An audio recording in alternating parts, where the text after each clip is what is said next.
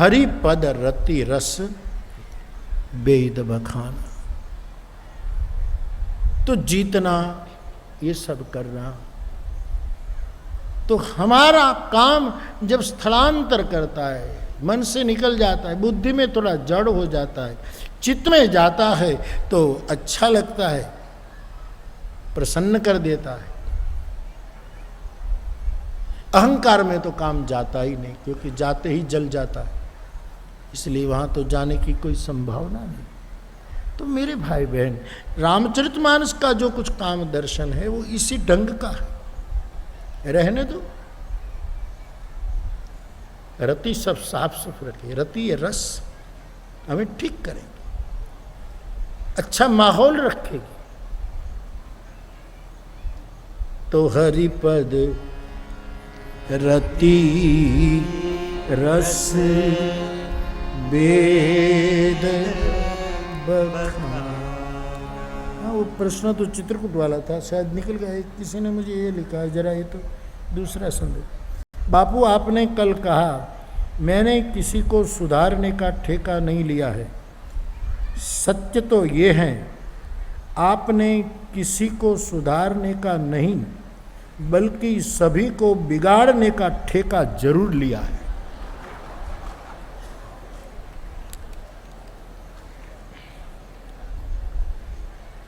रहते थे कभी दिल से दिल में, हम जान से भी प्यारों की तरह,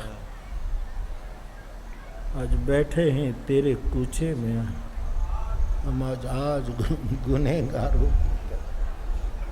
दावा था हम दर्दी का, खुद आके न पूछा हाल हमें। महफिल में हमें बुलाया है हंसने को सितमगारों की तरह।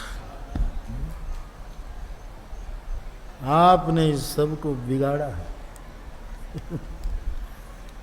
सत्य तो है, लेकिन दूध में खटाई डालो तो दुनिया की दृष्टि में दूध बिगड़ गया, लेकिन सुबह तक प्रतीक्षा करो तो दही हो गया, और दही बन के कोई मथे तो मक्खन हो गया। मक्खन को कोई थोड़ा ताव और आंच दे तो घी बन गया।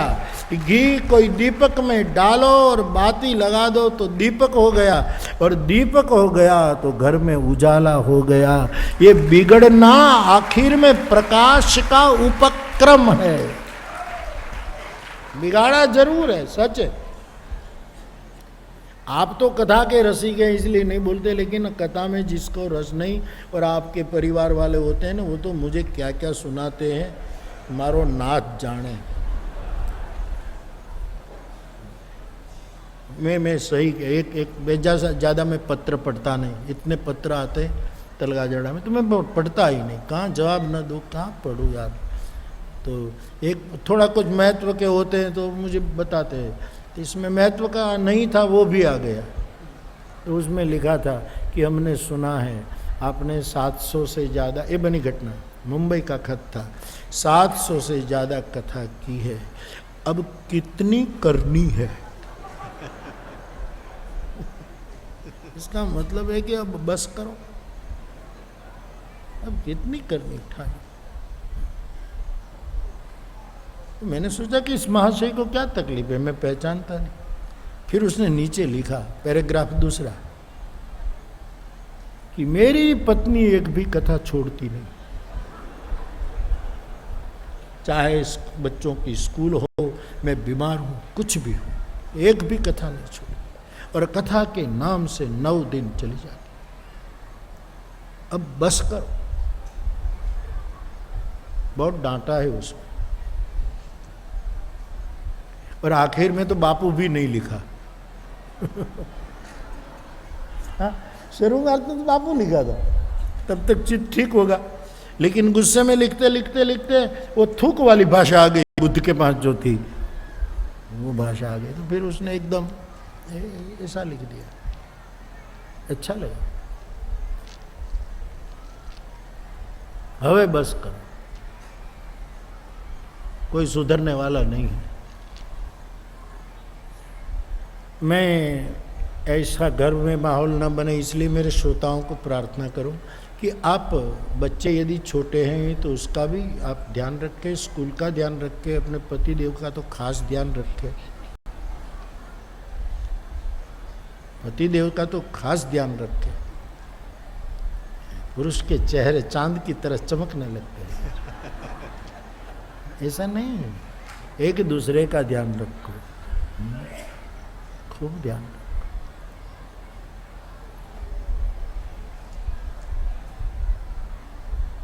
तो आपने बिगाड़े हैं सबको।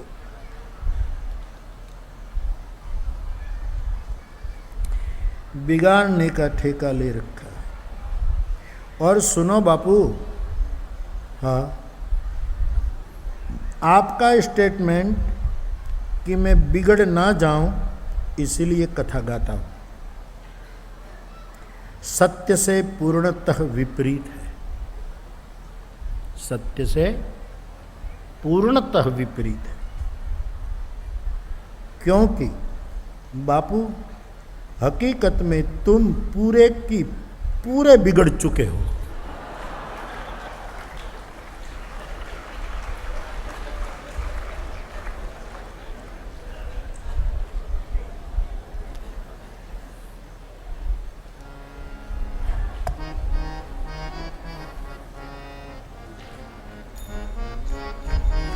आप क्या कहोगे, हम खुद कह देते हैं। हमने कह तो दिया हम बुरे लोग हैं, हमने कह तो दिया बुरे लोग हैं, हमने कह तो दिया बुरे लोग हैं,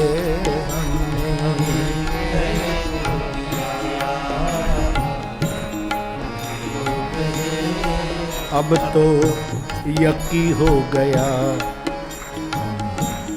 बुरे लोग हैं, अब तो यकी हो गया, हमने कह तो दिया बुरे लोग हैं,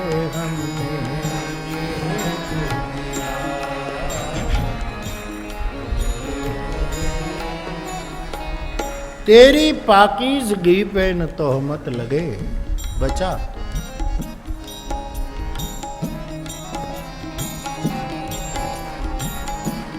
तेरी पाकीज़गी पे न तोहमत लगे,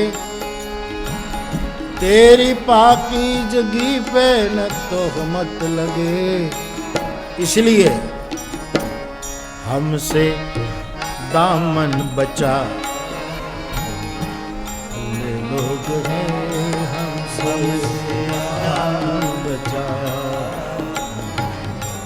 लोग हैं, हमने कह तो दिया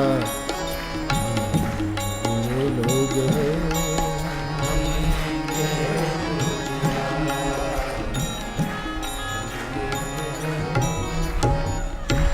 बच्चे को बहुत गहरी नींद आ रही है और समय सर स्कूल भेजने के लिए माँ उसको बार बार जगाती है, तब कुछ क्षणों के लिए बच्चे को माँ बुरी लगती है।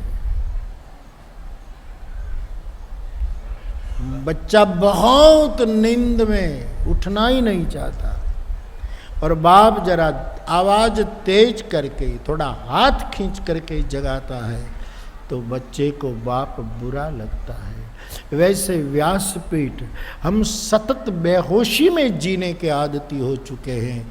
इसमें कभी ललकार कर, कभी चुटकुला सुनाकर, कभी चुटकी लेकर, कभी आवाज़ देकर, कभी प्यार से, कभी किसी गीत से, कभी व्यंग से, कभी चौपाई से, कभी सूत्र से जब जगाने की कोशिश होती है तो कुछ समय जो मूर्छित रहना पसंद करते हैं उसको बुरा लगेगा कि ये तो बिगड़े सबको बिगाड़े जा रहे हैं।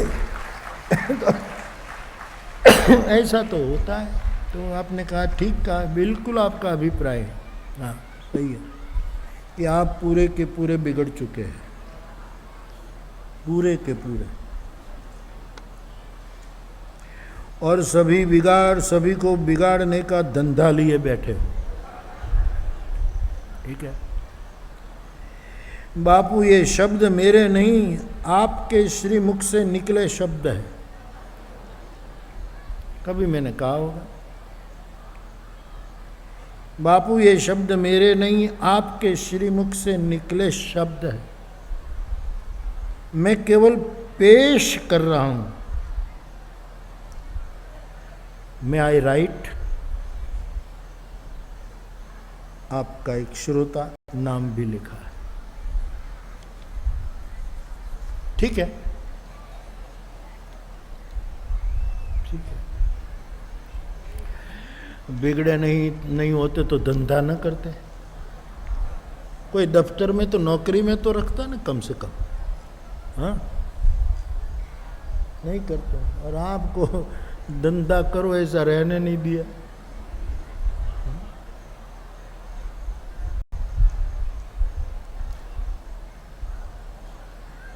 अध्यात्म मार्ग एक ऐसा मार्ग है कि समझ में नहीं आता। लगता है कि ऐसा हो रहा। आपने तो अच्छे टोन से लिखा और ये मैं शब्द बोलता ही रहता हूँ। ठीक है, मेरा काम यही है। क्योंकि कम से कम आपको ये पता लग गया कि हम बिगड़ चुके हैं। जब आदमी को पता लगता है कि हम बिगड़ गए हैं तब सुधरने का आरंभ हो सकता है। लेकिन हम बिगड़े होते हुए कबूल ही नहीं करें कि हम बिगड़े हुए हैं तो उसको सुधरने का कोई चांस नहीं है। रोगी कम से कम कबूल करे कि मैं बीमार हूं तो वैद्य कुछ कर सकता है। लेकिन लोग रोगी कहे मैं बीमार हूं ही नहीं, फिर तो असफल हो जाता है आदमी।